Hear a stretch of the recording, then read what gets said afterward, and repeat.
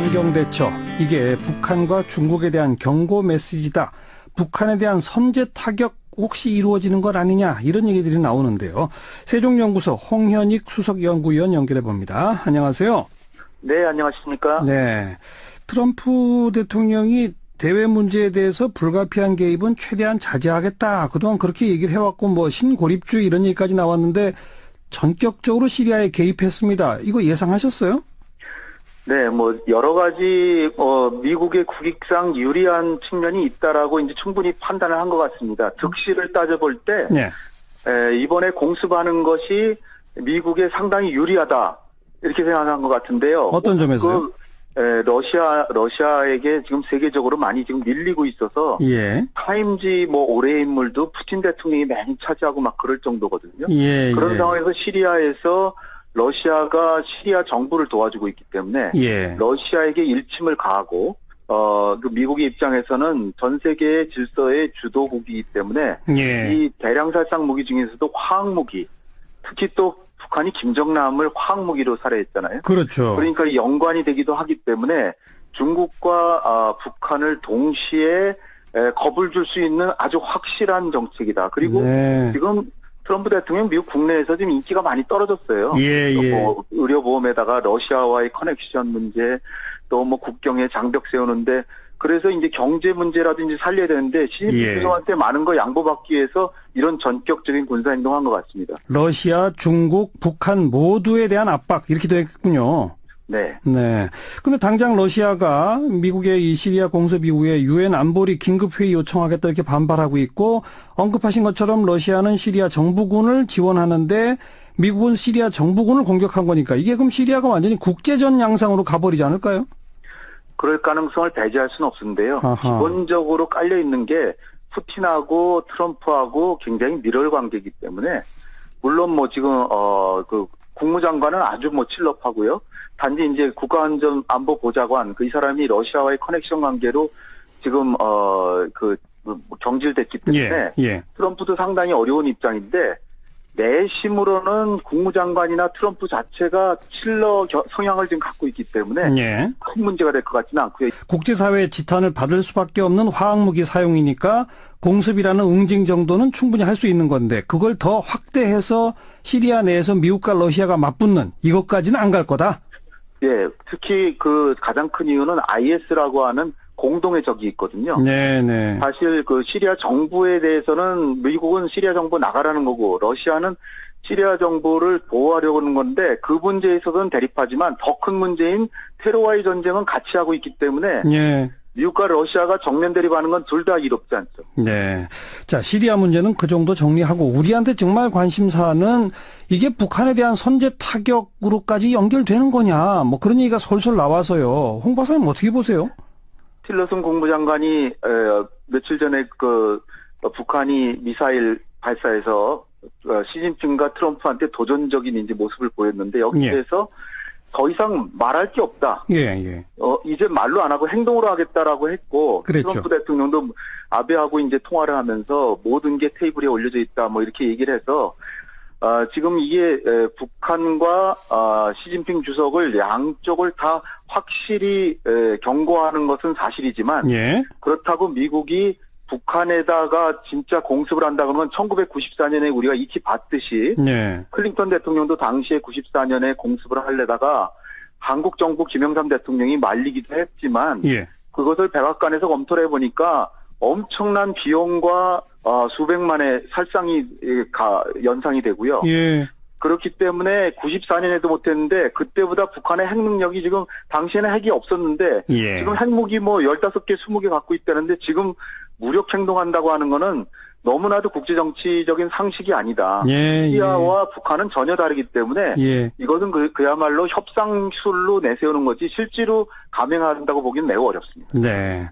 그리고 미중 정상회담을 겨냥해서 지금 중국이 북한을 더 압박하라. 이거 지금 트럼프는 계속 그걸 요구하는 거 아니겠습니까? 그렇습니다. 중국이 어떤 대답을 내놓게 될 거라고 보세요? 그래서 결국 미중이 어느 선에서 합의할 거라고 보세요? 네. 일단 트럼프의 구상은 중국을 설득해서 종전과 다른 확실한 제재를 하면 일단 그걸 해보겠다는 건데, 예. 거기까지도 저는 가지 않을 것 같다 이렇게 보는데 만약 안 간다 그러면 미국은 세컨더리 보이콧을 하고 그래도 안 되면 군사행동하겠다는 이런 보관을 갖고 있고요. 예. 시진핑 주석은 여기에 대해서 1차 선에서 저지하겠다 이렇게 지금 보고 있습니다. 그래서 예. 이른테면은 뭐 북한의 기업들이나 은행이 위장으로 중국의 은행을 만들어서 중국인 차명 계좌를 이용해서 중국과 사실상 거래를 하고 있는데 예. 이를테면 중국이 트럼프의 체면을 살려주기 위해서 북중 간의 금융 거래를 제한하겠다.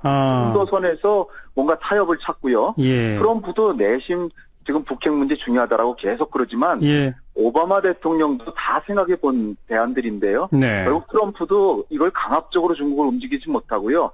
그 대신에 트럼프는 미국에다가 대대적인 투자 그리고 일부 품목에 대한 수출에 대한 자제 그리고 미국에 이제 많은 고용 창출을 가져다 올 수 있게 하는 그런 모종의 조치들 이런 걸로 돌파해 나가면서 예. 거꾸로 시진핑 주석은 뭐 시장 경제주의라든지 예. 아니면 그 중국에 대한 첨단 기술 이전 지금 금지하고 있는데 그거 풀어달라 예. 이런 식으로 양측이 다 체면을 세우는 선에서 모종의 타협을 하지 않을까. 네. 그렇게 보면 제가 제일 우려하는 건 지금 사드 때문에 우리가 중국으로부터 제재받고 있는 그렇죠. 보복받고 있는데 예.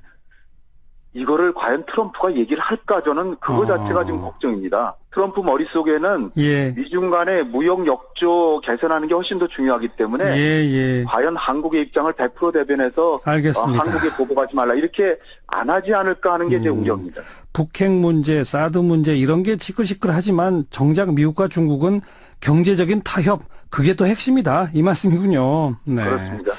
북한의 핵실험 다음 주에 이루어질까요? 그냥 짧게 답변해 주시면. 네, 지금 뭐 가장 가능성이 큰 거는 미중 정상회담 끝나고 나서 8일에서 10일 사이. 왜냐하면 11일이 김정은 집권 5주년이고요. 15일이 할아버지 생일이기 때문에 네. 그 전에 한목의 그 핵실험 같은 걸 하지 않을까. 장거리 미사일은 실패할 수도 있으니까 예. 핵실험을 할 수 있다. 그래서 한다면은 저는 10일 이내가 제일 위험하다 이렇게 보고 있습니다. 답변해 주십시오. 예, 잘 들립니다 이제. 미국이 북한을 위협은 할 수 있지만 치기는 난 못한다고 생각해요. 네, 그 이유는요? 왜냐하면 이제 시리아하고 자꾸 비교를 네. 하는데 시리아는 우선 핵무기 없습니다. 그렇죠. 예. 북한이 한 대 맞으면 가만히 있을 사람들이 아니에요, 절대로. 예. 한반도의 전쟁으로 연결된다는 것을 미국이 더 잘 알고 있을 거예요. 예. 두 번째, 지금 아까 그 중북 접경 지역에 중국의 병력이 집결되어 있다는 말씀하셨죠. 네네. 대만발 그 뉴스긴 한데 네. 한 15만 명이 지금 집결되어 있다고 그래요. 이거는 미국이 북한을 칠지도 모른다는 그 최악의 상황을 대비해서 중국이 그쪽에 와서 기다리고 있습니다. 아하. 건드리면은 우리도 가만히 있지 않겠다 하는 얘기인데 그건 북한을 돕기 위해서가 아니라 저기 6.25 때 참전했던 거고 똑같은 입장입니다. 순망치한. 북한이 당하면은 바로 중국으로 그 불똥이 튄다. 그래서 그런 짓 하지 말라는 메시지이기 때문에 이것 때문에도 미국이 함부로 북한을 칠 수 없고 또 하나 지금 무다웨이가 어저께 서울에 왔다가 지금 곧 평양 다시 간다는 거 아니에요? 네네. 무다웨이를 통해서 아마 이런 그 미중 정상회담 결과 그리고 중국의 입장 또 한국의 입장 이런 걸 잘 전달하면은 북한도 함부로 김일성 생일을 맞이해서 핵실험을 한다든지 하는 일을 하기는 어려우리라고 봐요. 그럼 지금 미국과 중국이 서로 시그널을 주고받는 겁니까? 그렇죠. 서로 지금 기싸움을 하지만 네. 어쨌건 강력한 메시지를 주고받으면서 북한의 행동을 중국이 나서서 좀 자제시켜라 하는 그런 취지, 그런 목적으로 그런 뜻으로 이번에 항공모함 전단을 이쪽으로 다시 돌린다든지 또는 뭐 여러 가지 위협적인 발언을 쏟아내는 거라고 봅니다. 그 만약에 실제 전쟁에 위협이 있다면 미국은 그 지금 남한에 한국에 있는 미국인부터 소개하지 않을까요? 그러니까 그렇죠. 네, 그 쉽지 않아요. 30만 명이나 있는데 아하. 미국 사람이 30만 명이나 있고 미군이 뭐 한 1만 8천 명 있다고 그러지만 미국 사람이 30만 명이나 있죠. 94년에 그 영변을 폭격하려고 할 때 그 전에 당시 대사의 가족들을 일본으로 그 철수하는 그런 일은 있었지만은 지금 네네. 그런 일을 할 수도 없고 30만 명이나 되는데 함부로 못하죠. 뭐 저쪽에서 미사일 쏘거나 뭐 여러 가지 장사제품 쏘면은 한국 사람만 맞으라는 법이 있습니까? 그렇죠. 예. 그러니까 지금 미국인들, 남한에 거주가 있는 미국인들 30만 명을 지금 뭐 공항으로 빼돌린다든가 그런 움직임도 전혀 없고 하기 때문에. 예. 예. 예. 6.25 때하고도 또 다릅니다. 6.25 때는 미국 사람이 군인밖에 없었죠. 네네. 그래서 이게 뭐 전쟁의 직접 신호라든가 이건 뭐 말이 안 된다고 보시는 거고요. 그리고 빨리 정리가 돼야 되는 것이 지금 증권 시장이 출렁거리고 달러 환율이 지금 막 올라가지 않습니까? 이게 지금 우리 경제 아주 안 좋아요. 자, 이제 대선이다 보니까 더더욱이 그런 생각들을 하는 것 같기도 하고요. 이런 뉴스에 민감하게 반응하는데 지금 이제 칼빈 스노우를 재출동을 시킨 게 미국 정부가 압박을 하는 의도다라고 하셨는데 그럼 지금 한반도 주변에 항공모함이 어느 정도 와 있고 그리고 이 정도 되면 북한이 실제 압박을 느낍니까? 느끼죠. 더구나 지금 한미 연합 훈련 중입니다. 21일까지 지금 계속되고 돼 있죠. 지금 칼빈슨 호는 싱가포르에서 한반도 쪽으로 오고 있지만 이미 지금 일본 쪽에 로널드 레이간 호라는 항공모함이 또 와서 더 버티고 있습니다. 예. 서해에는 중국의 야오닝 호라는 항공모함이 거기 또 들어와서 훈련하고 있고 이러니까 한반도 주변에 지금 항공모함이 미국 것이 2대, 중국 것이 1대 이렇게 서로 기싸움을 하고 있는데 여러 대 와 있군요. 그것 때문에도 그럼요. 이게 지금 완전히 정말 참 위험한 지경으로 빠지고 있지만 그러나 전쟁까지는 안 벌어질 거다. 저는 그렇게 봅니다. 중국 속담에 마른 번개는 지는데 비는 안 온다는 말이 있고 우리 속담에 짖는 개는 물지 않는다는 말이 있지 않습니까? 요란해도 지나가려고 보지만 어쨌건 빨리 이게 정리가 돼야 되고 정부가 이럴 때 적극적으로 우리 정부가 적극적으로 나서야 돼요. 미국한테 좀 얘기 좀 해야 돼요. 지금 뭐 적극적으로 나설 정부 자체가 지금 거의 와야 돼 있으니까요. 예. 그러면 이제 대선 후보들이라도 나서야죠. 그렇군요. 자, 대선 후보들이 예. 자기들끼리 네거티브만 하지 말고 요즘 뭐 안모닝, 문모닝 이런 짓 하지 말고 네. 북모닝, 미모닝 좀 했으면 좋겠어요. 미국 좀 이러지 마라. 북한 문제의 출발점 바로 이 북한인데 북한 정말로 핵과 미사일을 가지고 이렇게 우리를 인질로 삼은 거거든요 지금. 그렇죠. 이런 짓 하지 마라. 강력하게 유력 대선 후보일수록 북한에 대해서 미국에 대해서 좀 목소리를 냈으면 좋겠어요. 지금이야말로. 딴짓만 하고 있어요 지금. 알겠습니다. 이 문제는 어떻게 생각하십니까? 이제 북한을 압박하는 건데 북한 하면 또 이제 벼랑 끝 전술로 유명하고 사실 그 전술로 지금까지 살아남았다고 해도 과언이 아닌데 북한이 이렇게 뭐 항공모함 막 몇 대씩 오고 주변을 둘러싸고 하면 자신의 힘을 보여주느라고 뭐 국지적으로 도발할 수도 있지 않습니까? 할 수 있죠. 예, 그 경우가 가장 위험한 경우 아니겠습니까? 그렇죠. 예. 그러니까 지금 4월 15일이 오늘 지금 저쪽에 최고인민회의가 열려요. 예. 근데 최고인민회는 뭐 별로 그렇게 상대적으로 중요하지가 않고 지금 4월 15일이 김일성 탄생 105주년입니다. 그리고 4월 25일이 북한 조선인민군 창건 85주년이 됩니다. 이 15일부터 25일 그 전후 이게 지금 굉장히 어떤 점에서는 좀 위험하죠. 왜냐하면 자기네들로서 북한으로서는 소위 큐포를 쏘아 올린답시고 지금 뭐 핵실험을 육사를 한다든지 또는 좀 더 지난번보다 사거리가 늘어난 미사일을 발사할 가능성이 있는데 예. 그렇게 될 경우에는 미국이 가만 안 있을 거기 때문에 이번만큼은 또 항공모함이 지금 2대나 와 있고 이러는데 중국도 지금 미중 정상회담 이후에 미국의 의지를 읽었기 때문에 중국도 직접 적극 나서리라고 봅니다. 이런 상황에서 북한이 6차 핵실험 그다음에 장거리 미사일 발사 이거는 좀 최소한도 이 4월에는 좀 자제하지 않겠는가. 저는 오히려 한미연합 훈련이 끝나는 4월 21일 이후 그다음에 4월 25일 건군 85주년 기념 이때가 어떤 점에서는 지금 군사력 시위가 막 끝나고 미국의 공백기죠. 예. 그때 뒤통수를 맞을 가능성이 있기 때문에 그때를 조심해야 된다고 생각합니다. 우리 정부는 미국하고도 그런 문제를 좀 협의를 해야 돼요.